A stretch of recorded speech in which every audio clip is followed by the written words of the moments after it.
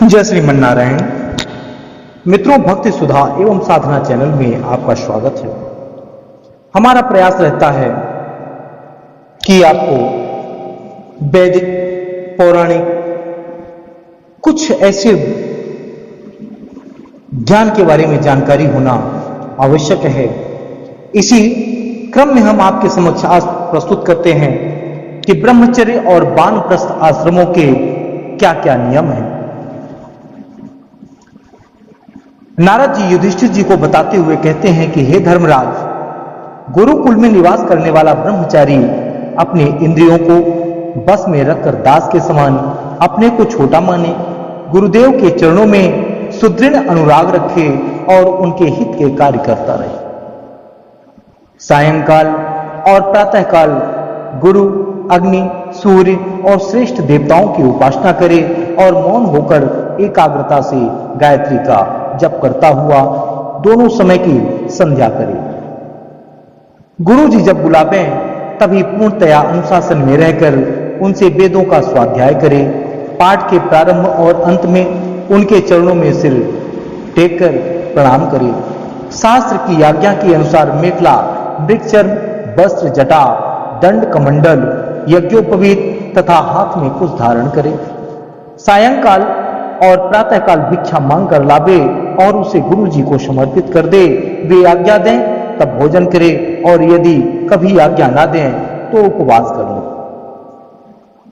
अपने सील की रक्षा करे, थोड़ा खाए, अपने कामों का निपुणता के साथ निर्वहन करे, श्रद्धा रखें और इंद्रियों को अपने बस में रखें। स्त्री और स्त्रियों के बस में रहने वालों के साथ जितनी आवश्यकता हो उतना ही व्यवहार करे। जो गृहस्थ नहीं है और जो ब्रह्मचर्य का व्रत लिए हुए हैं उसे स्त्रियों की चर्चा से ही अलग रहना चाहिए। इंद्रियां बड़ी बलवान हैं, ये प्रयत्न पूर्वक साधन करने वालों के मन को भी क्षुब्ध करके खींच लेती हैं। युवक ब्रह्मचारी युवती गुरुपत्नियों से बाल सुलझवाना, शरीर मलवाना, स्नान करवाना, उबटन लगवाना आदि कार्य नहीं कराना चाहिए। स्त्रियां आग के समान हैं और पुरुष घी के घड़े के समान। एकांत में तो अपनी कन्या के साथ भी नहीं रहना चाहिए। जब वह एकांत में ना हो तभी आवश्यकता के अनुसार ही उसके पास रहना चाहिए। जब तक यह जीव आत्म साक्षात्कार के द्वारा इन देह और इंद्रियों को प्रतीति मात्र निश्चय करके स्वतंत्र नहीं हो जाता, तब तक मैं पुरुष हूं और यह स्त्री है, यह द्वैत नहीं मिट पाता। और तब तक यह भी निश्चय है कि ऐसे पुरुष यदि स्त्री के संसर्ग में रहेंगे तो उनकी उनमें भोग बुद्धि हो ही जाएगी। ये सब शील रक्षादि गुण गृहस्थ के लिए और सन्यासी के लिए भी विहित हैं। गृहस्थ के लिए गुरुकुल में रहकर गुरु की सेवा शुश्रूषा वैकल्पिक है, क्योंकि ऋतु गमन के कारण उसे वहां से अलग भी होना पड़ता है। जो ब्रह्मचर्य का व्रत धारण करे उन्हें चाहिए कि वे सुरमा या तेल ना लगावें, उबटन ना मलें, स्त्रियों के चित्र ना बनाएं, मांस और मद्य में से कोई संबंध ना रखें और फूलों के हार, इत्र, फुलेल, चंदन और आभूषणों का त्याग करते हैं। इस प्रकार गुरुकुल में निवास करके द्विजातियों को अपनी शक्ति और आवश्यकता के अनुसार वेद, उनके अंग, शिक्षा, कल्प आदि का उपनिषदों का अध्ययन तथा ज्ञान प्राप्त करना चाहिए। फिर यदि सामर्थ्य हो तो गुरु को मुंह मांगी दक्षिणा देना चाहिए। इसके बाद उनकी आज्ञा से गृहस्थ, वानप्रस्थ अथवा संन्यास आश्रम में प्रवेश करें या आजीवन ब्रह्मचर्य का पालन करते हुए उसी आश्रम में रहें।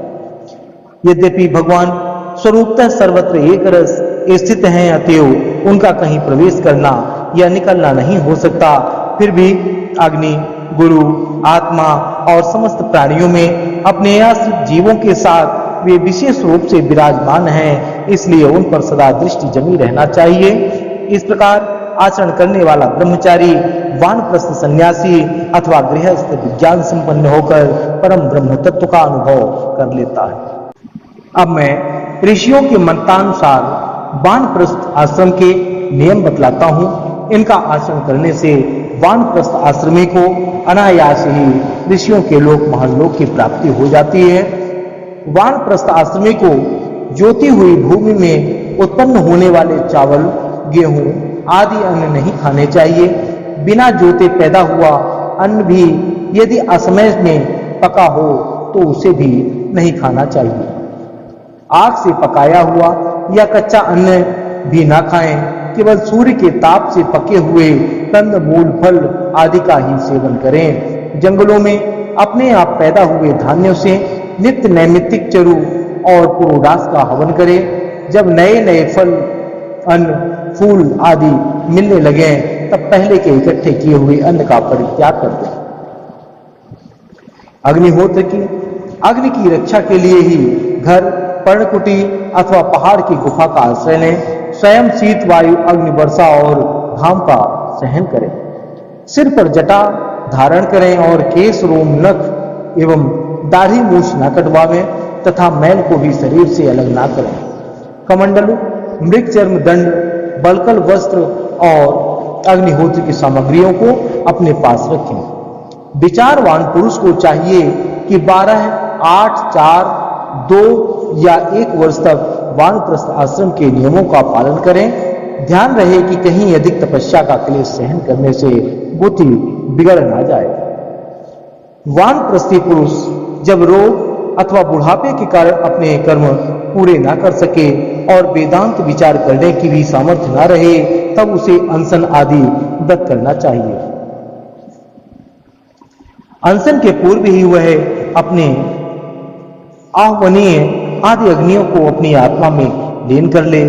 मैंपन और मेरेपन का त्याग करके शरीर को उसके कारणभूत तत्वों में यथा योग्य भली भांति लीन करे।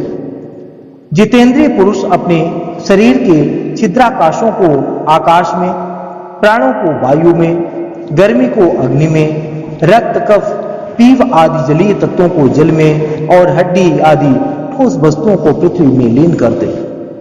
इसी प्रकार वाणी और उसके कर्म भाषण को उसके अधिष्ठात्री देवता अग्नि में, हाथ और उसके द्वारा होने वाले कला कौशल को इंद्र में, चरण और उसकी गति को काल स्वरूप विष्णु में, रति और उपस्थ को प्रजापति में एवं पायु और मलोत्सर्ग को उनके आश्रय के अनुसार मृत्यु में लीन कर दे।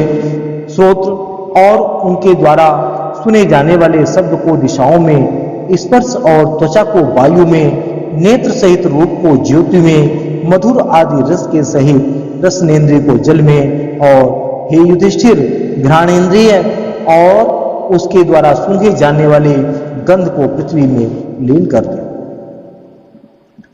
मनोरथों के साथ मन को चंद्रमा में, समझने में आने वाले पदार्थों के सहित बुद्धि को ब्रह्मा में तथा अहंता और ममता रूप क्रिया करने वाले अहंकार को उसके कर्मों के साथ रुद्र में लीन कर दे।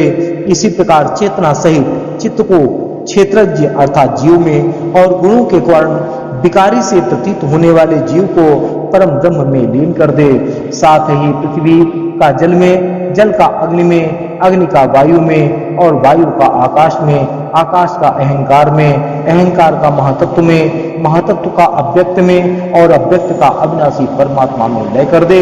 इस प्रकार अविनाशी परमात्मा के रूप में अवशिष्ट जो चिद्वस्तु है वह आत्मा है, वह मैं हूँ, यह जानकर अद्वितीय भाव में स्थित हो जाए। जैसे अपने आश्रय काष्ठादि के भस्म हो जाने पर अग्नि शांत होकर अपने स्वरूप में स्थित हो जाता है, वैसे ही वह भी उपरत हो जाता है। अर्थात यह ध्यान लगाकर अपने क्रमशः इसी तरह से सभी तत्वों को एक तत्व से दूसरे तत्व में, दूसरे तत्व से तीसरे तत्व में, तीसरे तत्व से चौथे तत्व में, इसी तरह एक को एक में लीन करता चला जाए। अर्थात वह यह ध्यान करे कि इसमें यह समाहित हो गया। जैसे दूध में पानी मिल गया या पानी में दूध मिल गया तो वह परिवर्तित हो गया। फिर पानी अग्नि में, अर्थात पानी पूरा अग्नि में जल जाए। इसी तरह से एक दूसरे में लीन करता हुआ वह अंत में उपरत हो जाता है और ईश्वर को प्राप्त हो जाता है। यह श्रीमद् भागवत महापुराण के सप्तम स्कंध और द्वादश अध्याय अर्थात 12वें अध्याय में यह विवरण प्रस्तुत किया गया है। जय श्रीमन नारायण।